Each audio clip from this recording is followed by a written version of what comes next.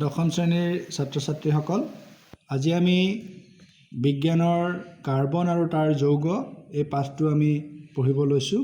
তোমালোকে মন দি শুনিবা। কাৰ্বন আৰু তাৰ যৌগ এই পাঠটো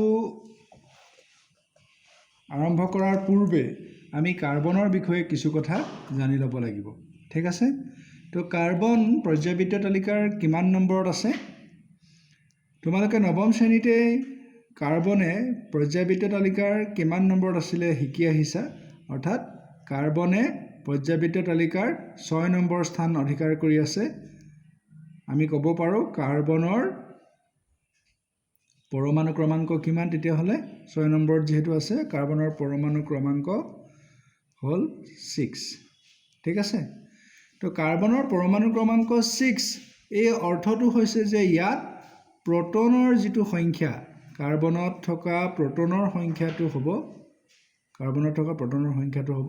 6। ঠিক আছে?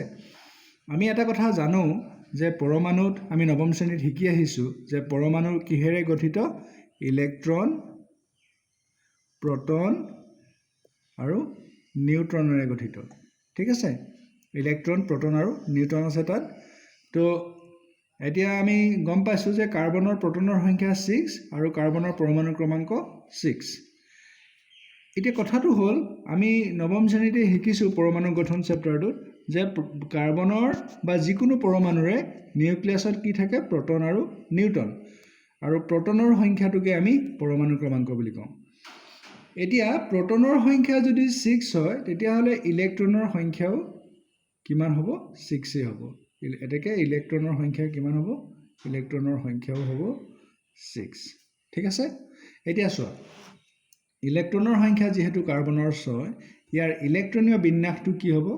যে কাৰ্বনৰ আমি ইলেক্ট্ৰনীয় বিন্যাস যিটো, ইলেক্ট্ৰনীয় বিন্যাসটো হ'ব 2.4। অৰ্থাৎ প্ৰথম কক্ষত 2টা ইলেক্ট্ৰন থাকিব আৰু দ্বিতীয় কক্ষত 4টা ইলেক্ট্ৰন থাকিব।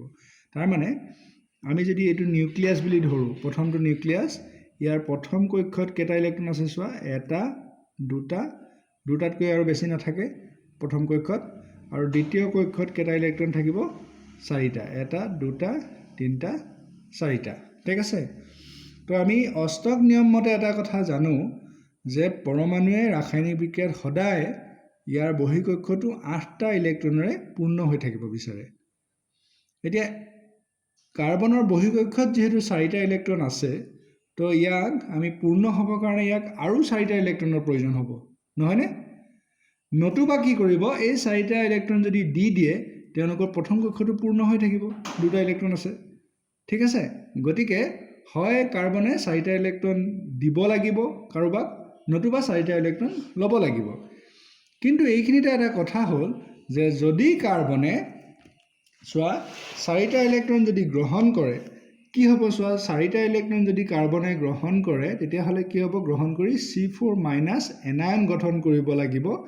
কিন্তু কাৰ্বনৰ নিউক্লিয়াছত থকা 6টা প্ৰটনে 10টা ইলেক্ট্ৰন অৰ্থাৎ অতিৰিক্ত 4টা ইলেক্ট্ৰন ধৰি ৰখাটো সম্ভৱ নহয়। কাৰণ চোৱা, ইয়াততো 6টা প্ৰটন আছে, আমি অলৰেডি ক'লোঁ নিউক্লিয়াছত। এই 6টা প্ৰটনে আৰু 4টা ইলেক্ট্ৰন অহাৰ পিছত ইলেক্ট্ৰনৰ সংখ্যা হৈ যাব 10টা। প্ৰটনৰ সংখ্যা থাকিব 6টা, ইলেক্ট্ৰনৰ সংখ্যা হৈ যাব 10টা।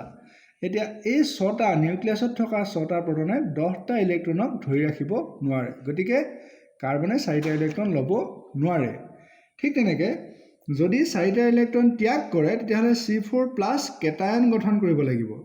তো 4টা ইলেক্ট্ৰন আঁতৰাবলৈ বহু পৰিমাণৰ শক্তিৰ প্ৰয়োজন হ'ব। আনহাতে কাৰ্বনৰ পৰমাণু গৰ্ভত 6টা প্ৰটন থকাৰ বিপৰীতে মাত্ৰ 2টাহে ইলেক্ট্ৰন থাকিব। কথাটো এনেকুৱা যে এই 4টা ইলেক্ট্ৰন যদি আঁতৰাই দিওঁ আমি, তেতিয়া কি হ'ব? চোৱা, 6টা ইলেক্ট্ৰন ভিতৰত প্ৰটন আছিলে, ইয়াত নিউক্লিয়াছত আছে 6টা প্ৰটন। 6টা প্ৰটনে এই ইলেক্ট্ৰনকেইটাক টানি আছে। গতিকে এই 4টা ইলেক্ট্ৰন তেওঁলোকে কাৰ্বনে ত্যাগ কৰি দিবও নোৱাৰে। মানে বহু শক্তিৰ প্ৰয়োজন হ'ব।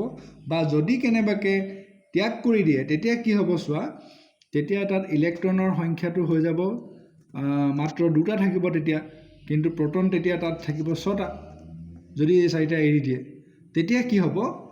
এই নিউক্লিয়াছটো যথেষ্ট শক্তিশালী হৈ যাব আৰু ইলেক্ট্ৰনটো নিউক্লিয়াছলৈ টানি আনিবও পাৰে গতিকে তেওঁলোকে এই 4টা ইলেক্ট্ৰন ত্যাগ কৰিবও নোৱাৰে সেইকাৰণে কাৰ্বনে 4টা ইলেক্ট্ৰন ত্যাগো কৰিব নোৱাৰে নতুবা 4টা ইলেক্ট্ৰন গ্ৰহণো কৰিব নোৱাৰে এইটো তোমালোকক প্ৰশ্ন দিয়ে যে কাৰ্বনে কিয় 4টা ইলেক্ট্ৰন ত্যাগ বা গ্ৰহণ কৰিব নোৱাৰে তো তাৰ কাৰণে তোমালোকে এইকেইটা কাৰণ লিখিব লাগিব আৰু আমি পৰৱৰ্তী পাঠটোত আমি আলোচনা কৰিম যে কাৰ্বনে তেতিয়াহ'লে কেনেকুৱা ধৰণৰ বিক্ৰিয়া কৰে ঠিক আছে আজিলৈ পাঠ সামৰিছোঁ ধন্যবাদ